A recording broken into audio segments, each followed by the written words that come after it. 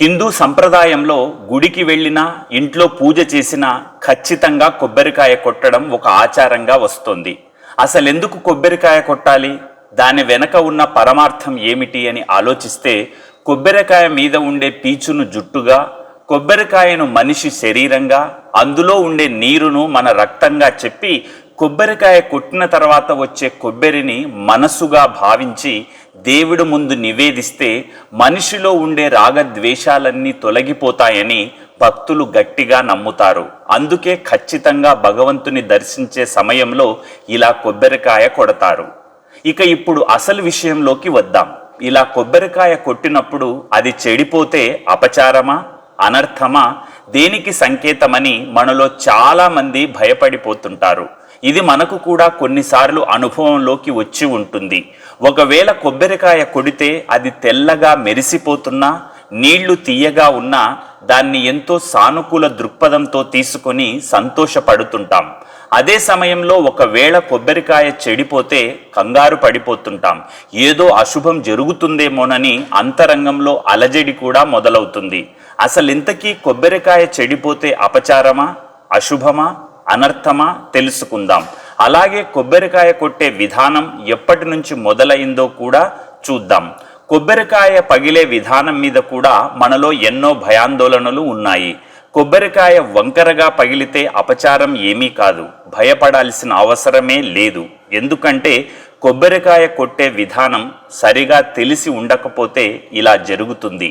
అలా తెలిసి ఉన్న వాళ్ళు చక్కగా కొడతారు. అప్పుడు కొబ్బరికాయ చక్కగా అడ్డంగా పగిలి చూడడానికి అందంగా కూడా ఉంటుంది.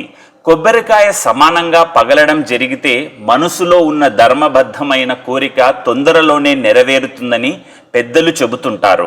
ఇక మరో ధర్మ సందేహం కూడా చాలా మందిలో ఉంటుంది. అదేంటంటే కొబ్బరికాయ కొట్టినప్పుడు అందులో పువ్వు వస్తే దాని అర్థం ఏంటి అని. అయితే కొత్తగా పెళ్ళైన వాళ్ళు కొబ్బరికాయ కొట్టినప్పుడు పువ్వు వస్తే అది సంతాన యోగాన్ని సూచిస్తుంది అని అంటారు. అలాగే ఎవరు కొబ్బరికాయ కొట్టినా అందులో పువ్వు వస్తే అది మంచికి, శుభానికి సంకేతంగా భావిస్తారు. ఒక్కోసారి కొబ్బరికాయ కొడితే ముక్కలు ముక్కలుగా, అంటే 3 4 ముక్కలుగా పగులుతూ ఉంటుంది. ఇలా అవడానికి ప్రధాన కారణం కొబ్బరికాయ కొట్టడానికి రాకపోవడమే అవుతుంది. అలాగే మానసికంగా ఆందోళనతో కొట్టడం కూడా ఒక కారణంగా చెప్పవచ్చు. అలాగే ఇంట్లో వాళ్ళు ఎవరు కొబ్బరికాయ కొట్టినా అది నిలువుగా పగిలితే ఆ కుటుంబంలో కూతురుకు కానీ కోడలికి కానీ సంతానం కలుగుతుందనే సూచికగా భావిస్తారు. ఇలా కొబ్బరికాయ తాను పగిలిన తీరు కారణంగా ఫలితాన్ని ముందుగానే చెబుతుందనే విశ్వాసం మనసుల్లో బలంగా కనిపిస్తుంది.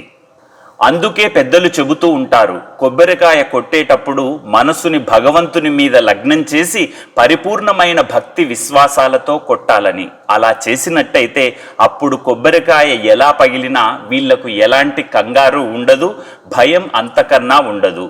ఇక కొబ్బరికాయ కొడితే అది కుళ్ళిపోయి ఉంటే, అంటే చెడిపోయి ఉంటే ఏమైనా దోషం జరుగుతుందేమో, అపచారమేమో అని భావిస్తూ ఉంటారు. కానీ అందులో ఎలాంటి దోషము ఉండదు, అపచారం అంతకన్నా ఉండదు. ఆలయంలో కొబ్బరికాయ కొట్టినప్పుడు కుళ్ళిపోతే ఆ కొబ్బరికాయను నీటితో శుభ్రం చేసి మళ్ళీ దేవుడికి అలంకరణ చేసి పూజ చేస్తారు. ఒకవేళ ఇంట్లో పూజ చేసేటప్పుడు కొబ్బరికాయ కుళ్ళిపోతే, అంటే చెడిపోయి ఉంటే కుళ్ళిన భాగాన్ని తీసివేసి కాళ్ళు, చేతులు, ముఖం శుభ్రంగా కడుక్కొని పూజా మందిరాన్ని మళ్ళీ శుభ్రం చేసి పూజ చేయడం మొదలు పెట్టాలి. ఇక కొత్తగా బైక్ కానీ, కారు కానీ లేదా ఏదైనా వస్తువు కొన్నప్పుడు కొబ్బరికాయ కొట్టి పూజ చేయడం ఆనవాయితీగా వస్తూ ఉంటుంది. అలాంటప్పుడు కొబ్బరికాయ చెడిపోతే దిష్టి పోయినట్టు అర్థం. అప్పుడు మళ్ళీ వాహనం కానీ వస్తువుని కానీ శుభ్రం చేసి మరో కొబ్బరికాయ కొడితే మంచిది. ఇలా రకరకాలుగా కొబ్బరికాయ కొట్టడానికి సంబంధించి అపోహలు మనలో ఉంటాయి. దేవుడు భక్తితో నివేదించిన పండును గాని, పువ్వును గాని, ఆకును గాని స్వీకరిస్తాడు. అంటే ఇక్కడ భక్తి ప్రధానం కానీ వస్తువు కాదనే విషయాన్ని గమనించాలి. కాబట్టి మనం పూజ చేసే సమయంలో కొబ్బరికాయ చెడిపోయినా భగవంతుడు ప్రేమతో స్వీకరిస్తాడు. Hi, this is Shiva Reddy, Tollywood movie and mimicry artist. ATV Health, ATV Devotional and ATV News. Please subscribe, like and share.